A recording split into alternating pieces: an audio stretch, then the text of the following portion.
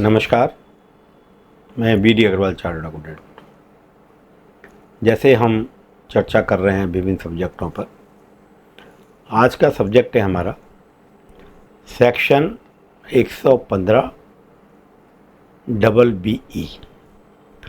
Section 115 double B E prescribe करता है कि यदि असेसिंग ऑफिसर आपकी इनकम में कोई एडिशन करता है section 68, 69, 69A, 69B, 69C and 69D, तो जो एडिशन किया जाएगा उस पर जो टैक्स रेट है वो 60% लगेगा। और ये जो 60% है, जिसको हम कहते हैं concealment of the income under above sections, normal rate of taxation है 30%। तो कोई भी असेसमेंट प्रोसीडिंग्स के अंदर इन सेक्शन के अंदर जो टैक्स लगेगा वो मैंने बताया आपको 60% से लगेगा। 60% तो टैक्स लग गया। दूसरा, इन आमदनी के अंदर आपको कोई खर्चा भी मुजरा नहीं मिलेगा। फॉर एग्जाम्पल, यदि आपने कोई कैश क्रेडिट के अगेंस्ट आपकी एडिशन हो गई और कैश क्रेडिट को लेने के लिए आपने कोई ब्रोकरेज दी या कुछ और दिया, तो वो खर्चा आपको मुजरा नहीं मिलेगा। इसके अलावा टैक्स के अलावा आपको 10% पेनल्टी भी देनी होगी। 10% किसका? जो 60% का है, जो सेक्शन 115 BBE के अंदर जो टैक्स पेबल निकलेगा उस पर 10% टैक्स लगेगा। इस तरीके से जो इफ़ेक्टिव रेट ऑफ टैक्सेशन है वो इंडिविजुअल के केस में या असेसी के केस में सबके साथ रेट एक ही है, 77.25% पड़ता है। और पेनल्टी को जोड़ लें तो रेट 83.25 पड़ता है, क्योंकि 60% टैक्स, 25% सरचार्ज और सेस और 10% पेनल्टी। इस तरीके से यदि आप 100 रुपये का कंसीलमेंट करते हैं तो आपको 83.25 मतलब 83 रुपये 25 पैसे आपको टैक्स चला जाएगा। इसके बाद जो और कॉन्सिक्वेंसेज है, प्रोसिक्यूशन है एटसेट्रा, वो भी लागू होंगे। तो इस तरीके से यदि आपके इनकम में कोई भी इनकम फ्रॉम अनडिस्क्लोज सोर्सेज से एडिशन होती है तो केवल ये फाइनेंशियल लॉस नहीं है, बल्कि आपको और भी बहुत सारे क्रिमिनल प्रोसीडिंग्स भी इनिशिएट हो सकती हैं। तो इस तरीके से we have to take care कि हमारा कोई ऐसा ना हो कि हमारे केस में कोई भी सेक्शन 68, 69, 69A, 69B, 69C या 69D के अंदर एडिशन हो। अब सेक्शन 68 डील करता है जो आपके unexplained cash credit. Unclaim cash credit क्या होते हैं? जो आप बोरोइंग करते हैं, आपने मिस्टर रामलाल से लोन लिया और उसके सोर्स नहीं बता पाए, तो वो अनएक्सप्लेन्ड होगा। इसी तरीके से सेक्शन 69 डील करता है जो आपने इन्वेस्टमेंट कर रखी है लेकिन आपने बुक्स ऑफ अकाउंट में नहीं दिखाई, जैसे ज्वेलरी है या किसी ने आपको किसी को एडवांस दे दिया, आपने और कहीं इन्वेस्टमेंट कर दिया, तो वो सेक्शन 69 में आता है। सेक्शन 69 डील करता है unrecorded money, Boolean and jewellery and other valuables. Section 69 deal करता है unrecorded investment made during the financial year. Section 69A और 69B डील करते हैं जो भी इन्वेस्टमेंट आपने कर रखी है या जो खर्चा कर रखा है वो ड्यूरिंग द फाइनेंशियल ईयर को डील करता है। सेक्शन 69C डील करता है expenditure with any section 69 deals with any expenditure of which no explanation offered incurred by the assessee during the financial year। जैसे आपने कोई शादी की या कोई फंक्शन किया और उस फंक्शन का आप खर्चा एक्सप्लेन नहीं कर पाए कि आपने खर्चा कहाँ से किया, तो वो सेक्शन 69C के अंदर एडिशन होती है। ऐसे ही सेक्शन 69D रीपेमेंट ऑफ हुंडी। पहले हुंडियाँ बहुत चलती थी, हुंडी पर लोन दे देते थे। इस तरीके से जो आप हुंडी का रीपेमेंट भी कर रहे हैं वो 69D के अंदर होता है। तो इस तरीके ये सेक्शन 60A जो सेक्शन है, सेक्शन 68 एंड 69, ये income from concealment, escapement of income कह सकते हैं, उस पर लगता है और टैक्स रेट जो है 60% प्लस पेनल्टी 10%। तो इस तरीके से इसका इफेक्टिव टैक्स पड़ता है। अब चारों सेक्शन जो है जो 68, 69 सेक्शन 68, 69 इनकी लैंग्वेज ऑलमोस्ट सेम है, इसलिए मैं समझाने के लिए आपको सेक्शन 68 की बात करता हूँ। सेक्शन 68 प्रोवाइड करता है where any sum is found in the books of account of an assessee maintained for any previous year and assessee offers no explanation about the nature and source thereof or the explanation offered by him is not in the opinion of the assessing officer satisfactory, the sum so credited may be charged to the income tax on the income of the assessee. There are certain proviso also. The proviso also given in the section 68. The proviso are provided that where the sum so credited consists of loan or borrowings or any such amount, by whatever name called, any explanation offered by the assessee shall be deemed to be not satisfactory unless, मतलब आपका जो loan है वो किसी जैसे security के नाम से जमा कर लिया आपने या किसी और नाम से जमा कर दिया, पेबिल के नाम से जमा कर दिया, लेकिन वो सारा कैश क्रेडिट माना जाएगा। इसकी और कब एडिशन होगा उसका प्रोविजो दे रखा है। The person in whose name such credit is recorded in the books of such assessee also offers an explanation about the name and the source of such sum so credited, and such explanation in the opinion of the assessing officer aforesaid has been found to be satisfactory। पहले क्या था, जैसे एक assessee है, उसने mister B से loan लिया और मिस्टर बी से लोन लिया, उसने उसको सोर्सेज बता दिया तो असेसिंग ऑफिस का सेटिस्फेक्शन हो जाता था। लेकिन अब क्या है, मिस्टर बी के पास पैसा कहाँ से आया, सोर्स टू सोर्स भी बताना पड़ेगा। यदि वो सेटिस्फैक्ट्री एक्सप्लेन कर देते हैं तो कोई ऑडिशन नहीं होगी।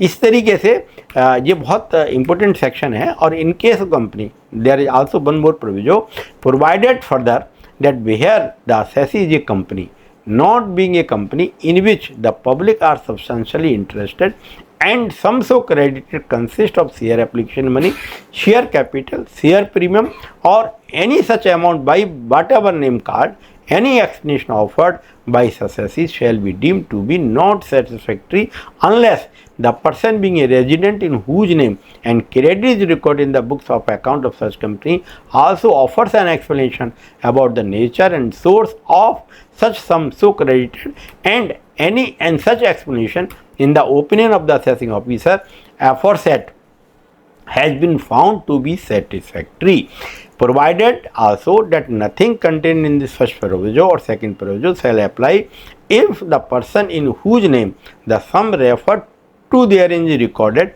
is a venture capital fund or venture capital company as referred in section 23 FB of section 10। इसमें टर्म यूज हुआ है कंपनी, और कंपनी भी the company which in which public are not substantially interested.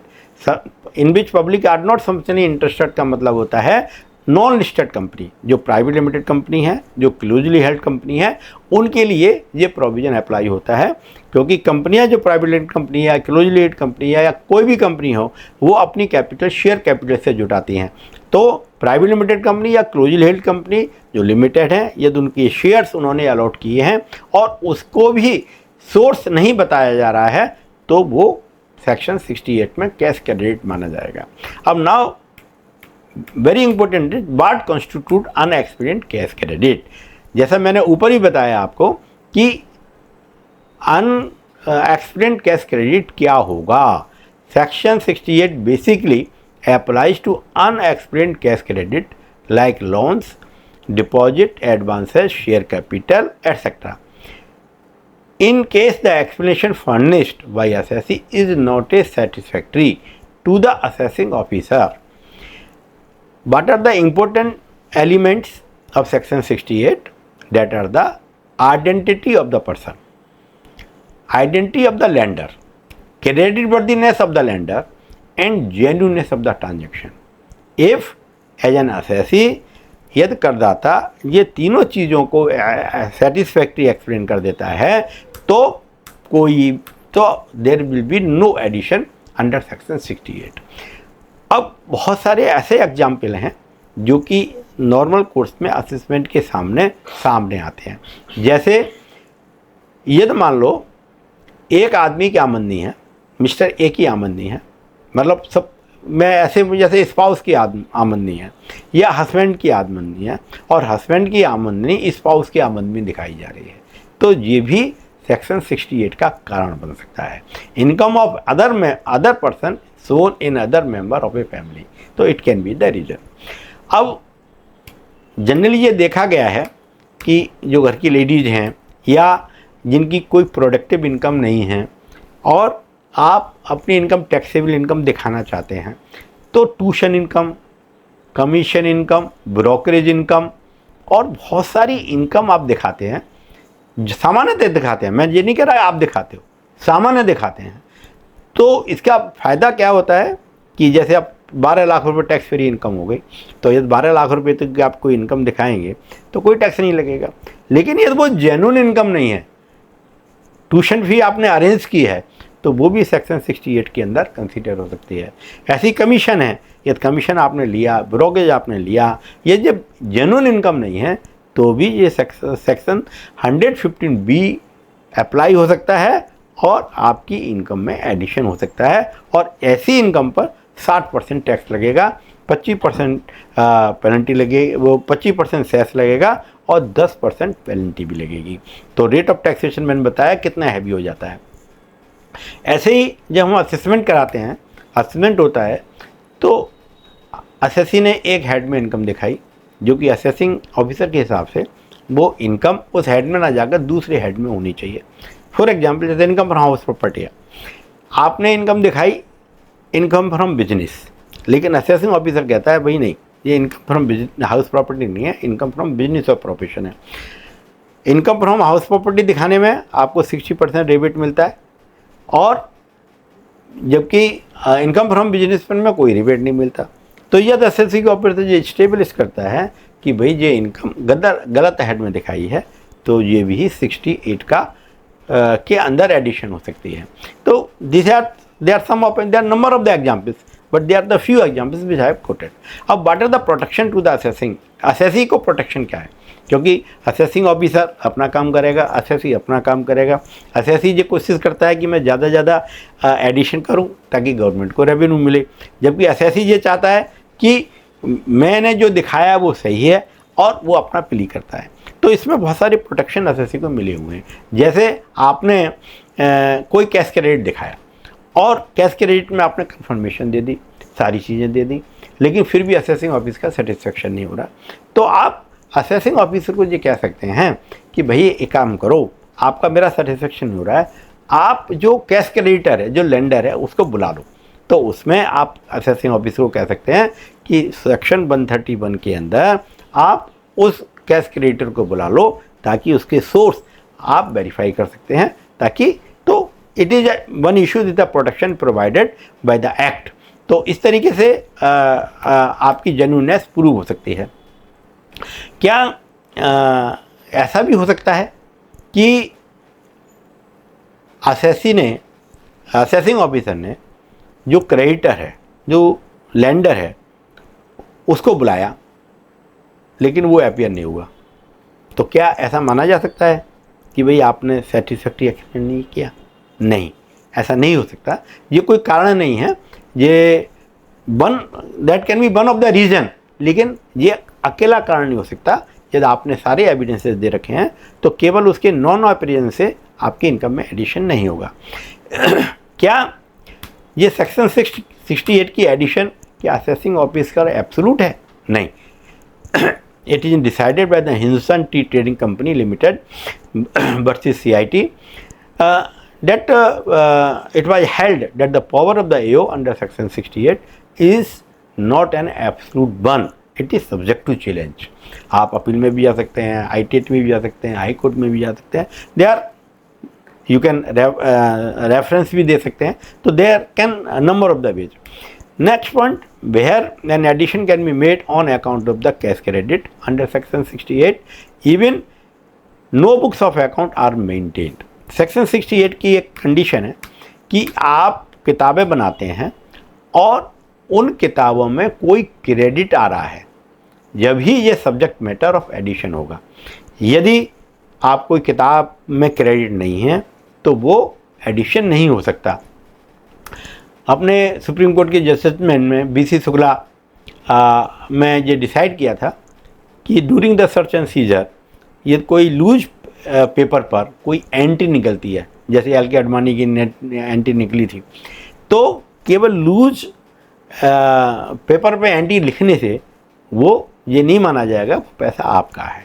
तो इस तरीके से वो लूज पेपर की एंट्री बुक्स ऑफ अकाउंट नहीं मानी जाती। इसी तरीके से असेसिंग ऑफिसर को ये इस्टेब्लिश करना पड़ेगा कि आपकी entry regular books of account में है, जब ही वो इट इज सब्जेक्ट मैटर आपको उसका हो सकता है। दूसरा जो एविडेंस एक्ट है 1972, उसके अंदर भी असेसिंग ऑफिसर को एग्जामिन करना पड़ेगा relevant entry in the books of account with reference to the Indian Evidence Act 1972, where the genuineness and regularity of the account has not been challenged. The accounts are relevant prima facie proof of the entries and the correctness thereof under section 34 of the Evidence Act. ये भी Gujarat high court ने decide किया हुआ है, यदि ऐसा है तो नहीं हो सकता। Section 68 only amount found credited during the course of the business, during the course of business project in the books of account, then it can be applied. There are so many other judgment on this. तो it is necessary कि भाई books of account जो है में यदि वो entry है जब ही वो मानी जा सकती है, अदरवाइज नहीं मानी जा सकती। जैसे आपकी बैंक बुक है, bank passbook, books of account नहीं है। इसी तरीके से जो बुक्स ऑफ अकाउंट है, एक्ट में स्पेसिफिक प्रोविजन दिया हुआ है section 44AA read with rule 6F कि कब आपको किताबें मेंटेन करने की ज़रूरत है, किसने किताबें मेंटेन करनी है। तो बुक्स, ये बड़ा रेलेवेंट सेक्शन है, section 44A read with rule 6F, जब ही आपकी किताबों को माना जाएगा। और इन किताबों के अंदर आप जो पहले मैनुअल किताबें बनाते थे वो भी इंक्लूड होगा, आज कंप्यूटराइज बुक्स अकाउंट बना रहे हैं तो भी इंक्लूड होगा, आपकी फ्लॉपी पे भी होगा, मतलब पेन ड्राइव में भी आप बनाते हैं तो वो सब बुक्स ऑफ अकाउंट होगा। तो मैंने कोशिश की है आपको सेक्शन 100 सेक्शन BBE के बारे में, जो कि आपको हैवी टैक्स लायबिलिटी होता है on the income addition made under section 68 and 69, मैं समझता हूँ ये मैं आपको काफ़ी क्लियर कर पाया हूँगा और ये आपको उपयोगी होगा। यदि आपने कुछ भी पूछना है तो मेरे मोबाइल से आप बात कर सकते हैं, मुझे मेल ID पर भेज सकते हैं। धन्यवाद।